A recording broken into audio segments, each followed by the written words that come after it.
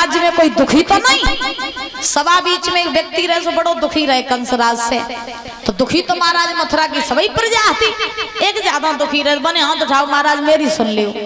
कंस बोले भैया तू सुनाई दे।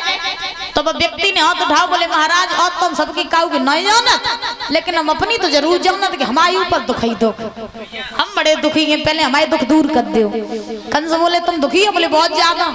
कंस बोले चिंता ना करो, बिल्कुल चिंता ना करो, हम तुम्हें दुख दूर कर दिए। सो कंस ने मंत्री से कही मंत्री महाराज पहले बोलना सीखो, कल्लू बताओ तो हमने।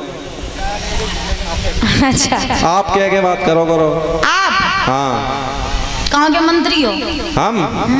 हम यहीं के हैं, तो तुमसे कमालपुर के मंत्री। कमालपुर के हो? उदय भैया को पूछो। उदय भैया तो कब पूछे? उदय भैया हमसे आप करके बोलत ना, एक दुकान नहीं चले, ध्यान रखिए। लगा दूसरे के गांव में हो तो सब गम खाए जा। अरे नहीं महाराज। जब बताओ मंत्री। फिर बोले मंत्री जी। बोलो महाराज जी। कृपया आप मेरी बात सुनिए। बोलिए। इस व्यक्ति को पकड़ के ले जाइए, ले जा करके उसको फांसी पे टांग दीजिए। महाराज हाँ किसे? जो दुखी हो गए, जो दुखी है बहुत ज्यादा। महाराज सबसे ज्यादा जी बैठे हमारे जी, ये बेर के पापा हैं। रात भर पता है ऐसे बैठ जाए, पता नहीं काय को गम लगो रे महाराज। अरे के पापा तो ऐसा थोड़ी नहीं कही जाता, पापा को चिंता लगी रात उनके बाल बच्चा ले हाँ पापा को चिंता लगी रहा महाराज। हाँ। जेल की काय कह रहे, एक ही दाम में काम खत्म ले आइए भैया हथियार, एक ही दाम में काम खत्म। पर्वतराज में कर दे, पर्वतराज को तुम काम खत्म कर दे। बोलो भैया से देखी जाइए महाराज। हाँ। तो हम घरे जा रहे, घर बाल बच्चा भटक जी उल्टा और मारे।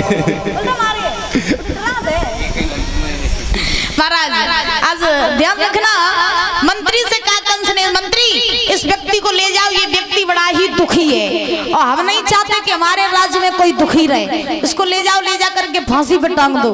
मंत्री ने पकड़ा और पकड़ करके उसको फांसी पे टांग दिया।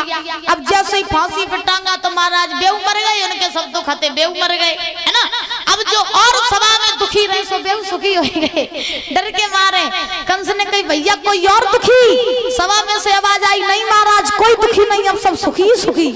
तुम्हारे जैसा राजा 7 जन्म तक ढूंढते हमें तो न मिलतो। अरे महाराज तुम बहुत बढ़िया, तुम्हारी कसम तुम्हारे जैसा राजा हमें कोई जिंदगी में न मिली है, तुम बहुत बढ़िया हो। तो कंस ने जब बात कही, मथुरा के लोग बोले भैया जान बचे तो सब कछु है, प्राण ही नहीं बचे तो फिर है का कछु। दुख सुख अगर ही प्राण बचे हैं तो दुख सुख सब मिलके झेल लिए, प्राण ही नहीं रहे तो दुख सुख नहीं है तो जो है सो है, राजा अपनो ही है और जो अपने हिसाब से डील कराओ ही पड़े, और राजा के राज्य में तो रहना ही पड़ेगा। ये बात कही कहने के बाद में आज मथुरा के लोग कंस के उत्पात से परेशान हो गए। परीक्षित जी जब परेशान हुए तो अब तो कंस संत महात्माओं को ये घमंड करते हुए देख लेता तो हाथ पैर में बेड़ियां डलवा करके मथुरा की जेल में डाल देता। ऐसे पाप करने लगा महाराज कंस।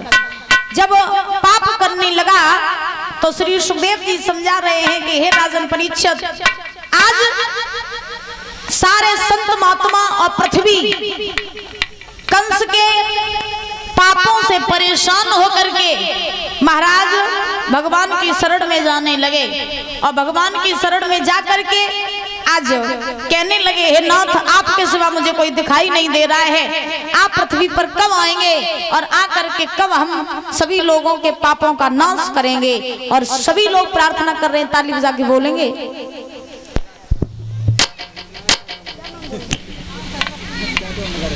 सौरभ की मम्मी 51 रुपए देकर सम्मानित कर रही है, बहुत बहुत धन्यवाद है।